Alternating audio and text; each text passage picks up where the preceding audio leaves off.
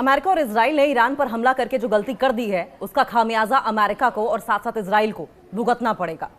और हालात ऐसे हैं अमेरिका में कि दशकों तक, न जाने कितने सालों तक इस खामियाजे का नतीजा रो रो कर भुगतेगी वहां की जनता। सबसे बड़ा सवाल तो यह है कि ट्रंप किस तरीके से अपनी सत्ता को बरकरार रखेंगे, क्योंकि हालात अमेरिका में गृह युद्ध जैसे हो गए हैं। सिविल वॉर छिड़ गया है। इजराइल के लिए लड़ने के लिए महिलाओं ने अपने बेटों को युद्ध में जाने से मना कर दिया है। उन्हें आपत्ति है इस बात से, और हो भी क्यों ना, क्योंकि क्यों उनके बेटों के कंधों पर रखकर बंदूक चलाई जाए। जिस तरीके से हालात अमेरिका और इजराइल में है, लगता तो यही है कि ताबड़तोड़ ईरान की ओर से जो अटैक किए जा रहे हैं उसमें हजारों लोग मारे गए हैं। रिपोर्ट्स छुपाई जा रही हैं। वेस्टर्न मीडिया की ओर से छुपाया जा रहा है कि अमेरिका के कितने कमांडर्स मारे गए हैं, इजराइल के कितने सैनिक मारे गए हैं, न जाने कितने ऐसे मिलिट्री अड्डे हैं अमेरिका के अलग अलग कंट्रीज में, चाहे मिडिल ईस्ट की बात कर लें, चाहे गल्फ कंट्रीज की बात कर लें, उन्हें ध्वस्त कर दिया गया है ईरान की ओर से। लेकिन प्रोपेगेंडा वॉर जारी है। असल में वॉर तो जारी है ही, प्रोपेगेंडा वॉर जारी है। इजराइल की ओर से, अमेरिका की ओर से पूरी कोशिश की जा रही है कि नुकसान ईरान का दिखाया जाए, लेकिन ईरान का पलड़ा भारी है असल में, क्योंकि ईरान इस वक्त उनके सर्वोच्च नेता अयातुल्ला अली खमेनी के गलत तरीके से मारे जाने का बदला लेने पर आमादा है। और ईरान ने साफ कह दिया है कि हम बदला लेकर रहेंगे। आपको याद होगा जब ये युद्ध हुआ 28 फरवरी को, जब अटैक किया गया, उससे पहले 1 महीने पहले से ही लगातार इस बात का दावा किया जा रहा था ईरान की ओर से कि अगर गलती से भी एक सुई भी ईरान पर गिरती है तो खामियाजा अमेरिका को भुगतना पड़ेगा। और अमेरिका भुगत भी रहा है, क्योंकि ईरान हमले पर हमले कर रहा है, चाहे शायद ड्रोन्स हो, चाहे मिसाइलें हो। आज एक एक करके हम बताएंगे कि किस तरीके से इजराइल से ज्यादा खाड़ी देशों पर मिसाइल हमले कर रहा है। और ये मिसाइल हमले भी क्या सच में मिसाइल हमले हैं?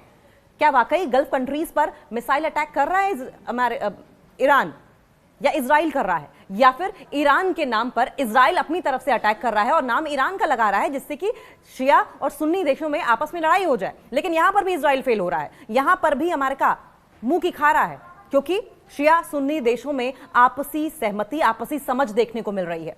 इजराइल, दुबई, यूएई के अलग अलग, चाहे रसल खेमा हो या आप अबू धाबी की बात कर लें, दुबई की बात कर लें, जितने भी ये 7 एमिरेट्स हैं, वहां जानबूझकर इजराइल अटैक कर रहा है, जिससे कि सारा गुस्सा ईरान पर निकाला जाए। अपने पैतरे इजराइल बदल रहा है। ईरान ने अब क्या रणनीति बदली है यह भी समझना जरूरी है, और किस तरीके से अब युद्ध को आगे बढ़ा रहा है, किस तरीके से इजराइल को पटकनी दे रहा है, यह भी आप समझें। लेकिन सवाल यही है कि ईरान पूरी तरीके से इस वक्त पूरी ताकत के साथ लड़ रहा है, लेकिन वेस्टर्न मीडिया हर खबर को छुपा रही है, मीडिया मैनेजमेंट कर रही है, जिससे कि दुनिया भर में उसकी इमेज सही सलामत रहे और ईरान कमजोर दिखे। लेकिन सच्चाई यह है कि ईरान का पलड़ा इस वक्त भारी है। देखिए, एक सर्वे के मुताबिक ईरान ने पिछले साल इजराइल के खिलाफ 12 दिन के युद्ध की तुलना में अभी चल रही जंग के दौरान खाड़ी क्षेत्र की तरफ, यानी कि जो गल्फ एरिया है, उसकी तरफ ज्यादा मिसाइलें दागी हैं। और अब की बार की मिसाइलें ऐसा नहीं कि पुरानी मिसाइलों की तरह हैं, अब की बार की मिसाइलें एडवांस्ड है, और इसीलिए ईरान भारी पड़ रहा है।